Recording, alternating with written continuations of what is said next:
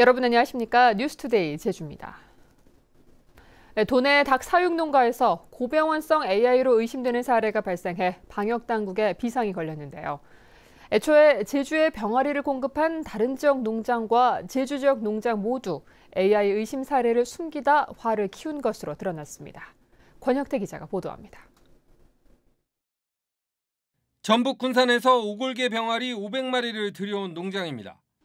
이 농장에서 구입한 오골개가 폐사했다는 신고가 방역기관에 접수된 건 지난 2일. 하지만 조사 결과 이미 지난달 27일부터 집단 폐사가 발생해 400여 마리가 죽은 상태였습니다. 함께 군산에서 병아리 500마리를 구입한 또 다른 농장 역시 오골개들이 집단 폐사했지만 신고는 하지 않았습니다. 이들 두 농장이 5일장 등지에서 판매한 병아리는 160여 마리. 현재 유통 경로가 파악된 것은 60여 마리뿐입니다. 그 장소에 다시 합사가 되게 되면 계속해서 이 바이러스를 유지할 수가 있게 되고 이 부분이 이 소재가 파악되지 않으면 나중에 큰 대규모 농가로 이어져서 문제를 일으킬 가능성은 있는 것 같습니다. AI 의심 사례를 숨긴 것은 애초 군산 농장부터 시작됐습니다.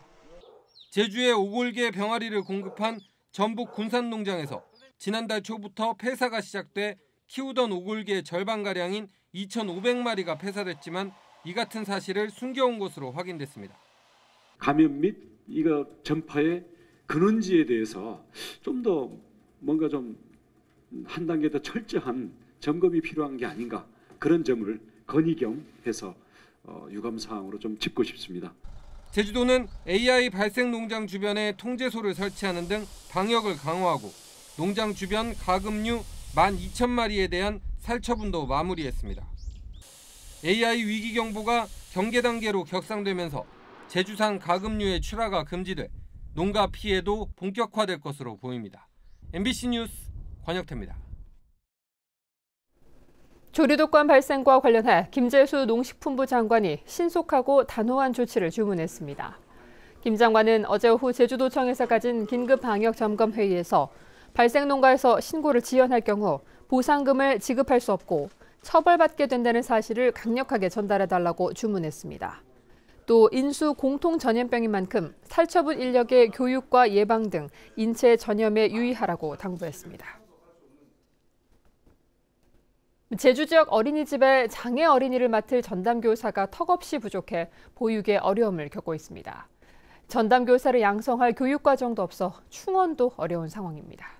홍수현 기자입니다. 장애아와 비장애아가 함께 이용하는 제주시내 한 어린이집. 지난해 3학급이던 장애아 반은 올해 2학급으로 줄었습니다. 장애아 전담교사 1명이 그만두면서 교사를 새로 충원하지 못했기 때문입니다. 올해 최근에도 저희가 이제 새로 이쪽을 찾아서 오는 애도 많고 현재 대기자도 있는데 대기자를 못 받고 있는 상태입니다. 제주 지역의 장애아를 위한 어린이집은 전담시설 4곳과 통합시설 35곳 등 모두 39곳.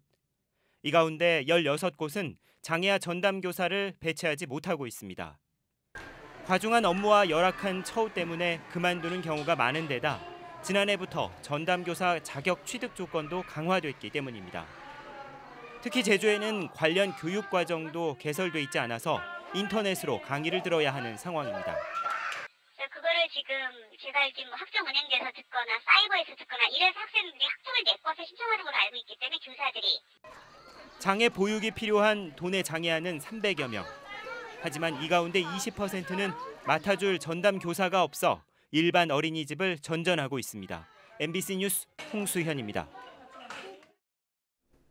제주대가 조만간 총장 선거 방식에 대한 입장을 내놓기로 해 관심이 쏠리고 있습니다. 제주대는 모레 오전 학내에서 차기 총장 선거 방식 결정에 대한 기자회견을 열겠다고 밝혀 오는 11월로 예상되는 제10대 제주대 총장 선거가 간선제를 유지할지 직선제가 부활될지 주목됩니다. 제주대 총장 선출은 지난 9대 선거부터 간선제로 전환됐지만 올 들어 교수회가 주관한 설문조사에서 73%가 직선제가 바람직하다고 답했습니다.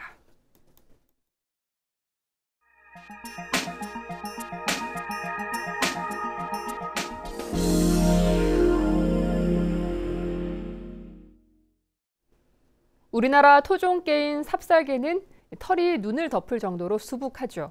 아주 드물게 털이 짧고 얼룩이 있는 바둑이 삽살개가 태어났는데 안타깝게도 자연 번식이 불가능해 체세포 복제를 통해 대를 잇게 됐습니다. 복제로 태어난 바둑이 삽살개를 대전 MBC 김윤미 기자가 만났습니다. 조선 영조 때 궁중화가 김두량이 그린 삽살개입니다. 몸에 얼룩무늬가 있고 눈을 덮을 만큼 털이 긴 보통 삽살개와 달리 털이 짧아 이목구비가 뚜렷하게 보입니다. 조선시대 그림에서 튀어나온 듯한 바둑이 삽살개 2마리가 뛰어놉니다. 태어난 지 넉 달 된 강이와 산이로 체세포 복제로 태어났습니다. 14년 전 매우 드물게 털이 짧고 얼룩이 있는 아빠 삽살개가 자연 번식으로 태어났지만 불임이었던 탓에 복제 기술을 이용해 혈통을 이은 겁니다. 한 마리는 아빠와 무늬까지 거의 같습니다. 삽살개가 불임이라서 더 이상 번식이 안 되는 관계로 복제를 통해서 복원을 하게 되었습니다. 예부터 우리나라에 흔했던 삽살개는 일제시대 군용 모피로 쓴다며 몰살하다시피 해 지금은 천연기념물로 지정돼 있습니다. 연간 기록에 한 150만 마리에서 200만 마리의 우리 토종개 크고 잘생긴 개들이 도축을 당했습니다. 연구실에서 태어나고 자랐지만 이제 평범한 강아지들처럼 생활이 가능해졌습니다. 귀한 몸인 복제견인 강이와 산이는 이곳 대전 5월대에 마련된 새로운 보금자리에서 어린이 관객들과 만납니다. MBC 뉴스 김유미입니다. 실록이 우거지면서 요즘 산을 찾는 분들 많죠. 그런데 등산 코스를 달리하고 싶어도 차량 때문에 그럴 수 없는 경우가 많습니다. 이를 해결하기 위한 서비스가 소백산에서 처음으로 운영되고 있습니다. MBC 중북 임용순 기자입니다. 소백산 등반을 가장 많이 이용하는 천동 코스. 주차장은 승용차에서 대형 버스에 이르기까지 각종 차량들로 가득 찼습니다. 이곳에 차를 갖다 놓은 등산객들은 등반을 마치고 다시 이곳으로 와야 합니다. 다른 데서 넘어가고 싶은데 차가 여기 있기 때문에 다시 또 원위치로 내려오고 그렇기 때문에 그런 게 좀 아쉽죠. 등산객들의 이런 불편을 덜어주기 위해서 국립공원 최초로 이 소백산에서 등산객들의 차량 이동 주차 서비스를 시행하고 있습니다. 오랫동안 산을 다녔던 문홍건 씨는 이번 등산에서 색다른 서비스를 신청했습니다. 입산은 천동으로 하산은 30km 정도 떨어진 중령으로 내려오는 코스를 택하면서 문제가 되는 자신들의 차량 이동을 대리 운전업체 측에 맡긴 겁니다. 소인원으로 다니는 사람들이 굳이 이렇게 관광버스로 산악회 주르륵 몰려다지 않아도 자기가 하고 싶은 코스를 마음대로 다닐 수 있지 않을까 이런 생각이 드네요. 굉장히 좋은 생각인 것 같습니다.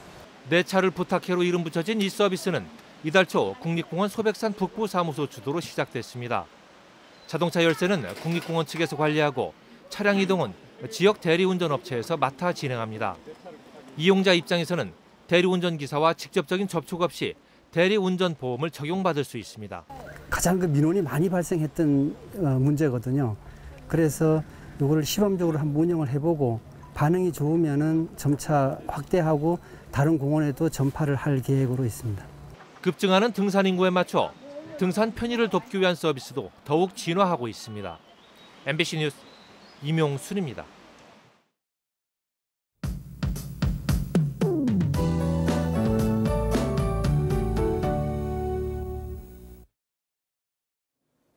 네, 오늘은 보리를 베고 모를 심는다는 여름의 세 번째 절기 망종인데요. 큰 더위 없이 바깥 활동하기 무난하겠습니다.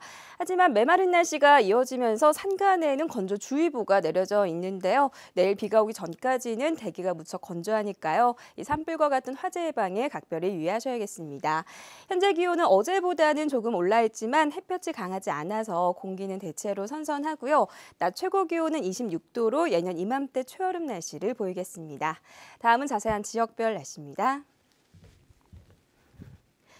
네, 아침 출근길 하늘빛은 흐리지만 대기의 질은 양호한데요. 북부 지역의 기온은 20도 내외로 출발해서 25도 안팎까지 오르겠습니다.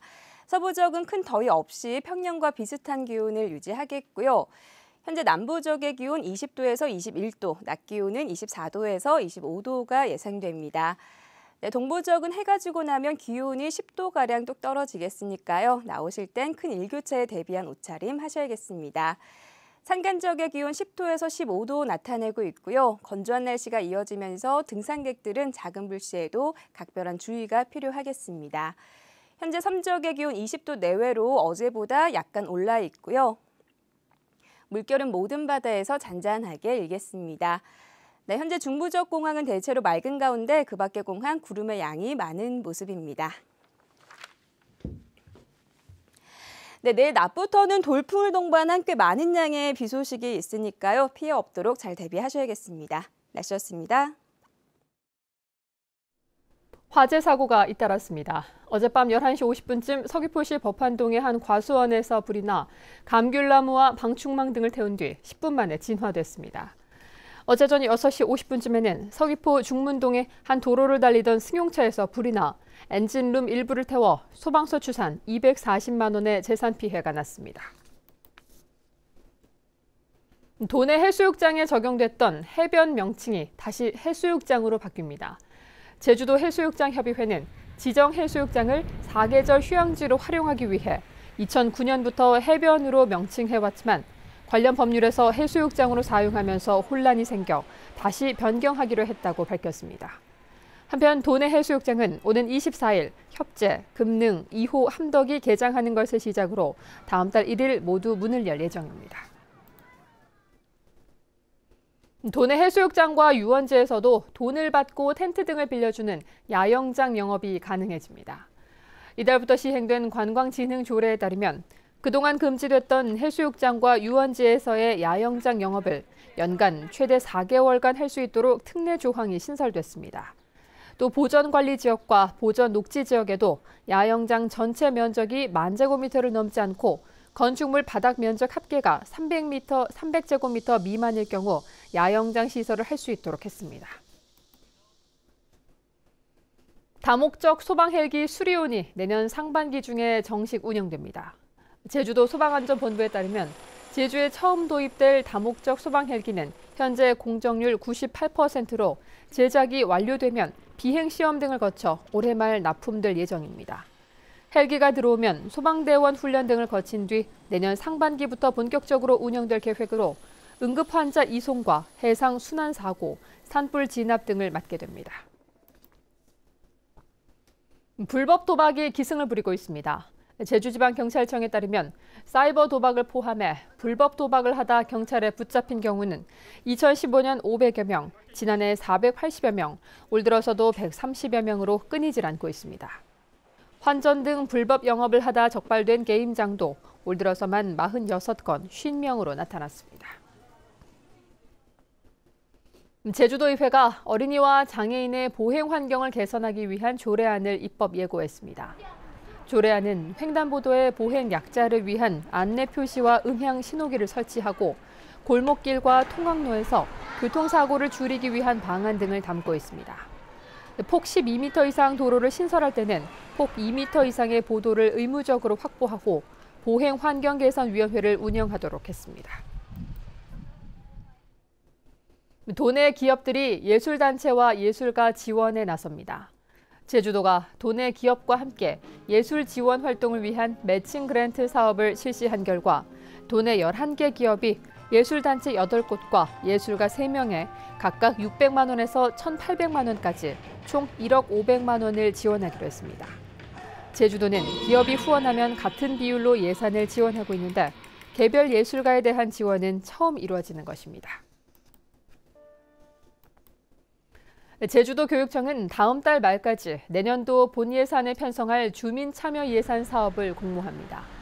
사업 공모는 도민 누구나 교육청 홈페이지나 우편으로 신청서를 작성해 제출하면 되며 교육 현장에 적용 가능한 사업인지를 심사해 최종 선정됩니다. 서귀포시 교육지원청은 오는 16일까지 유치원 44곳의 어린이 놀이시설을 안전 점검합니다. 이번 점검에서는 시설 노후 정도와 청결 상태, 시설 검사 합격 여부 등을 집중적으로 살피게 되며 부적합 사항이 적발되면 조치할 방침입니다.